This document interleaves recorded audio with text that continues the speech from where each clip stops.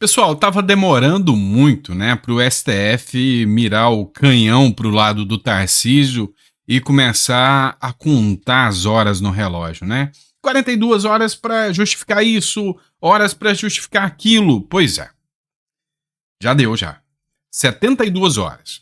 STF dá 72 horas para o governo Tarcísio responder sobre edital que permite policiais controlarem suas câmeras corporais. Defensoria Pública e entidades entraram com ação questionando o edital. A licitação está prevista para o dia 10 de junho. Vamos lá. Esse negócio de câmeras de policiais está dando o que falar. A grande realidade é a seguinte. Tarcísio de Freitas quer colocar os policiais para trabalhar. E aí, a esquerda quer que todos os policiais fiquem gravados 24 horas por dia. Tá? 24 horas por dia. O que tem várias implicações. Né? Isso aí é uma coisa que precisa de discussão com a sociedade enorme. Em um momento e um ponto de vista, dá maior segurança até para o próprio policial, né? Dá uma segurança para as pessoas que vão ser abordadas pelo policial, mas, por outro lado, também, de certa forma, colocam o policial ali muito exposto em alguns momentos. E aí o STF tem essa bandeira de que o policial precisa ser controlado. O Tarcísio de Freitas, ele sabe a hora certa e o momento certo de agir, tá? E aí ele deu uma resposta bem clara e objetiva para o STF.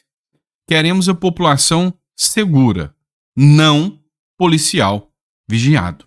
Nessa quarta-feira, o governador de São Paulo, Tarcísio de Freitas, falou sobre a questão das câmeras corporais da Polícia Militar e disse que não é necessário que o equipamento grave constantemente. De acordo com ele, o importante é manter a população segura. O assunto foi abordado durante o evento de assinatura do contrato do trem Intercidades. Então, todo mundo está batendo em cima dessa questão.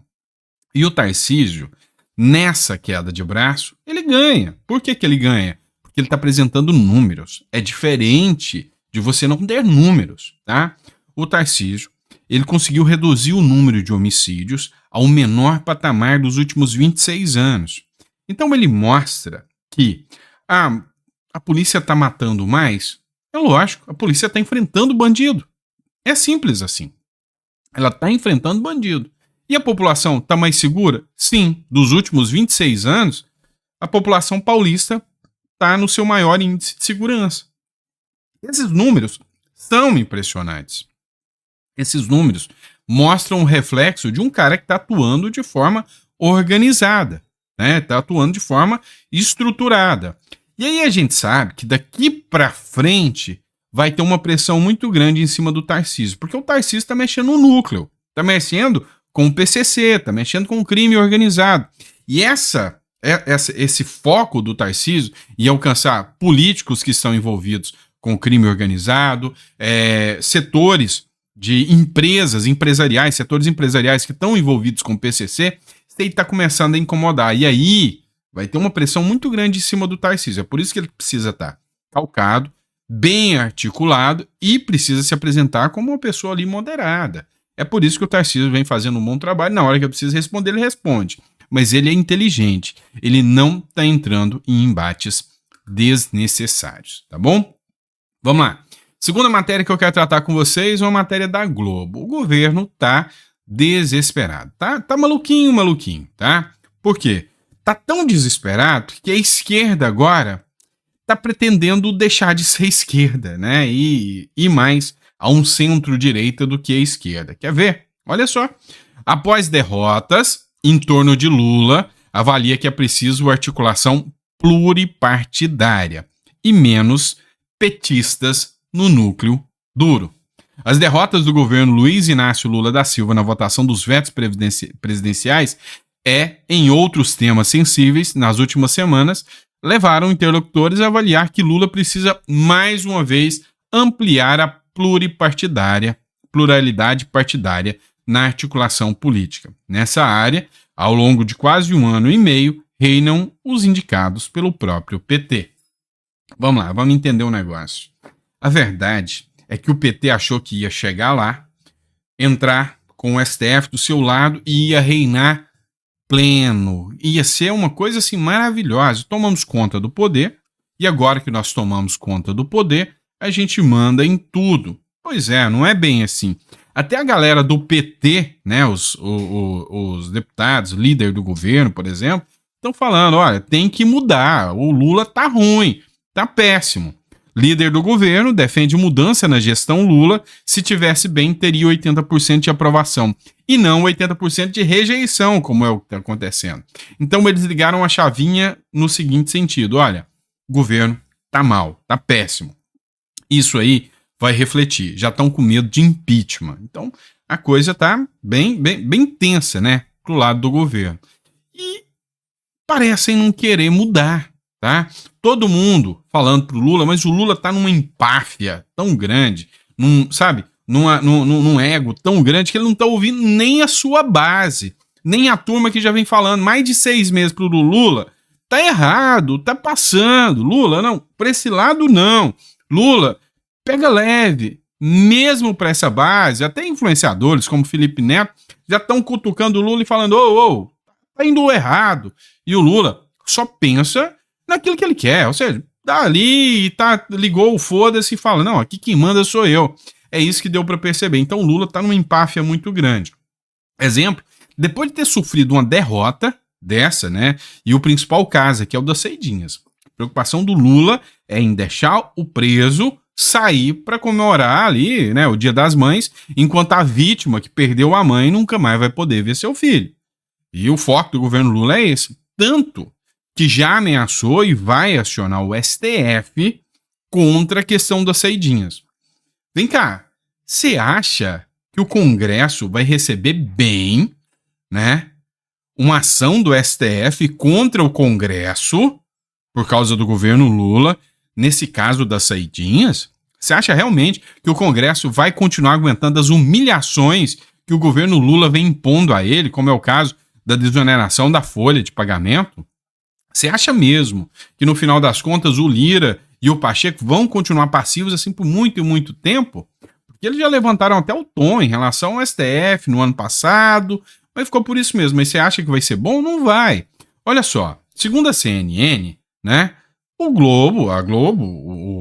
Lula, né, vai partir para cima usando o STF. Olha só. Chamar a Luísa Martins, porque o assunto das saidinhas, né, Luísa Martins, agora judicializado, deve ir ao Supremo Tribunal Federal. A gente já falou aqui, não adianta derrubar esse veto. Houve uma análise do ministro da Justiça, Ricardo Lewandowski, dizendo, a gente vai vetar porque é inconstitucional. O guardião da Constituição Federal é o Supremo Tribunal Federal. O Congresso faz essa firula, mas chega no Supremo Tribunal Federal e volta o veto.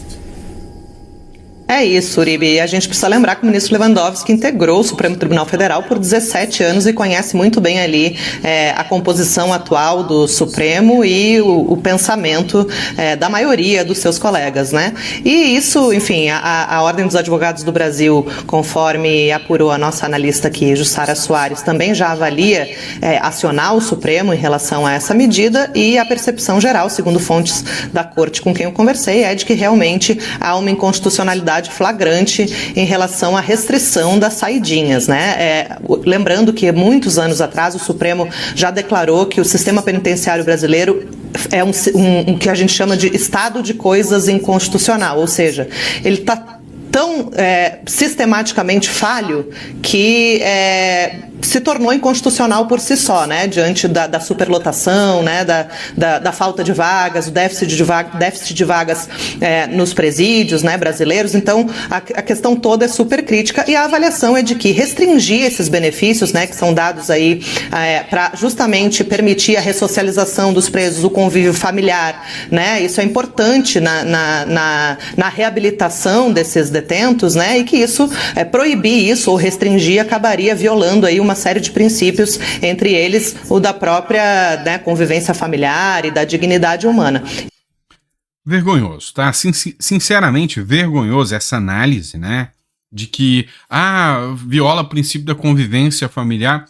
Preso não tem que ter direito à convivência familiar a partir do momento que ele tirou a vida de alguém e ele entrou para cumprir pena. É para cumprir pena, tá? Então, assim, mas tem princípios, não sei o quê. Não, pera lá. O que a gente precisa é rever tais conceitos.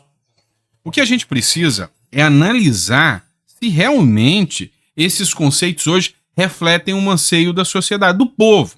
Já ouviu falar naquele artigo que diz que todo poder emana do povo? Pois é. Será que o povo está feliz com isso? Alguns pontos devem ser submetidos a plebiscito, referendo, para que o povo possa decidir. O padre Kelmo, né, lembra do padre Kelmo? Ele fez uma análise aqui que merece até uma certa reflexão, né? Olha o que ele escreveu aqui. Uma emissora propaga intrigas entre os poderes. Propaga intriga, né, entre os poderes. O STF não foi votado pelo povo, não representa os interesses do povo e, portanto, não pode emitir parecer político. Não é dever de um ministro do STF legislar seu único papelão e guardar a Constituição, nada mais. Saidinha mata inocentes e fortalece a impunidade e regalias a bandidos. Logo a pergunta, mesmo querendo o STF legislar, usurpando o poder alheio, ele usaria o poder para defender os interesses da população ou dos bandidos? Pois é essa a questão. Quais são os interesses agora que devem ser resguardados? Da população ou da criminalidade? Pois é, ao meu bem entender, é a população que deve ser resguardada. Então, concordo aqui com a visão do padre Kelmo. E isso aí vai dar repercussão, tá? Vai dar muita repercussão. Pessoal, vamos falar da Lava Jato um pouquinho? Tem dias que a gente não fala da Lava Jato, né? Teve uma matéria do Estadão que, sabe, eu achei muito, mas muito interessante mesmo esse caso aqui, tá? Essa advogada aqui, ela foi ouvida pelo Estadão, né? E perguntaram a ela, né, sobre a questão da Lava Jato, como que ela vê essa questão da Lava Jato, a análise dela sobre a Lava Jato. Ela falou uma coisa impressionante, que, assim, muitas pessoas não analisam, né? Ela falou o seguinte, olha, a Lava Jato errou. A Lava Jato errou. Muito. Ela extrapolou os limites legais. Ponto. Mas, olha como o sistema age. Assim como a Lava Jato extrapolou limites, esse tipo de situação de limites extrapolados pelo judiciário acontecem o tempo todo. Com ladrões, com traficantes, com todo mundo. Com pessoas que são acusadas injustamente. Acontece o tempo todo. Só que quem julga o juiz que errou é um juiz. Então o cara foi preso, ficou ali 1-2 anos na cadeia, depois ele provou que ele era inocente. Né?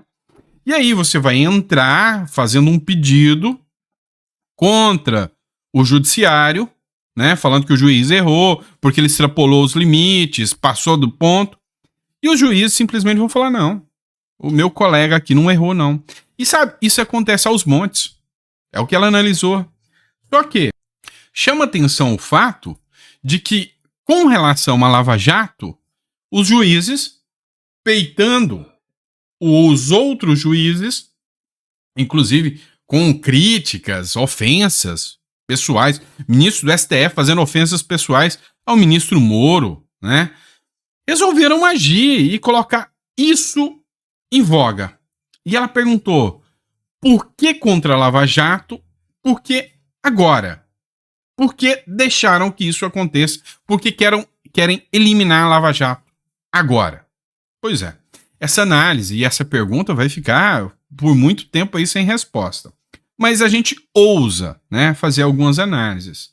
Olha, eles querem limpar tudo que aconteceu e colocar aquela classe política que já dominou o sistema de volta, né? Então, as decisões sobre a Lava Jato hoje são decisões eminentemente políticas. Decisões do Dias Toffoli, de todo mundo, são decisões eminentemente políticas. Porque é da essência do judiciário um certo autoritarismo. É da essência do judiciário impor situações. A gente vê isso o tempo todo, para nós que somos advogados, o tempo todo acontece. Só para você ter uma noção, tive um caso, né, e isso é até meio assustador, mas acontece muito. Um caso onde dois irmãos gêmeos, foram um foi preso, um era criminoso, o outro não. Pulou um ladrão na casa do que não era criminoso. Ao chegar lá na delegacia para levar o ladrão, né? O irmão, que não era criminoso, passou a ficha, estava constando o nome dele lá, com um mandato de prisão contra ele. Foi preso, tá? Precisou de uma mobilização muito grande para a gente poder liberar ele. Ele ainda ficou 3 dias preso, apesar do tamanho do erro do judiciário, porque um juiz não quer passar por cima da autoridade do outro. Um juiz pediu a ordem errada contra o irmão. Vocês têm noção do que é isso? Então a gente entrou, pediu indenização moral. Isso aconteceu em 2007, tá? A gente entrou, pediu indenização moral, mas você vê que, sabe, é falho demais o sistema, há uma imposição grande demais. Então o sistema é todo falho, mas agora só preocupa as falhas da Lava Jato. É o sistema que nós temos hoje. Então é um judiciário caro, é um judiciário que tem muitas falhas, mas hora que interessa politicamente, as falhas são expostas. Quando não interessa politicamente, o judiciário é perfeito. É o que vocês estão vendo hoje em relação aos presos do 8 de janeiro. Todo mundo sabe que está lotado de falhas. Os processos são completamente desconexos com a realidade. Competência errada, violação do juiz natural, sabe? Violação do princípio da distribuição de processo, está em tudo. Mas agora não é interessante para o sistema criticar isso. Mais para frente, esse jogo vai virar. E aí o STF vai ver o que acontece com a Lava Jato acontecer com ele mesmo. Calma, que isso ainda vai acontecer. O tempo é senhor da verdade. Então você espera que isso ainda vai ser demonstrado ainda, tá? O que acontece com a Lava Jato ainda vai ser demonstrado, tá certo? É isso, pessoal. Espero que vocês tenham gostado da nossa editorial. A gente volta com mais conteúdo para vocês. Um grande abraço e até a próxima.